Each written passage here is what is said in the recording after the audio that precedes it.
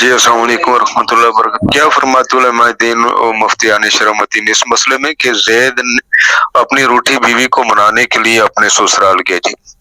وہاں پہ اس کی ساس جو اس کی چچی بھی ہے اس کے ساتھ کچھ تلق کلامی ہو گئی اور اس کی والدہ بھی ساتھ تھی, ان کے ساتھ بھی ان کا جھگڑا ہو گیا اور اس جھگڑے میں نہ زید نے کہا کہ میں نے 3 طلاقیں دی ہیں, جبکہ زید کے چھوٹے بھائی نے اس کا گلا پکڑا اور اس نے یہ گواہی دی ہے کہ نہیں دو دی ہیں جی, 2 طلاقیں دی ہیں. تو اس مسئلے میں عند اللہ جواب سے معمور فرمائیں کہ کیا واقعی یہ اس کے اوپر بیوی حلال ہے یا ہمیشہ کے لیے حرام ہو گئی ہے, جبکہ گواہان یہ کہتے ہیں وہ الفیہ طور پہ کہ ہمارے سامنے اس نے 2 طلاقیں دی ہیں جی.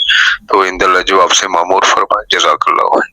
جی وعلیکم السلام ورحمۃ اللہ وبرکاتہ. اگر وہ حلفاً یہ کہتے ہیں کہ 2 طلاقیں دی ہیں تو اس صورت میں 2 طلاقیں ہی تصور کی جائیں گی, یہ طلاق رجعی بنتا ہے.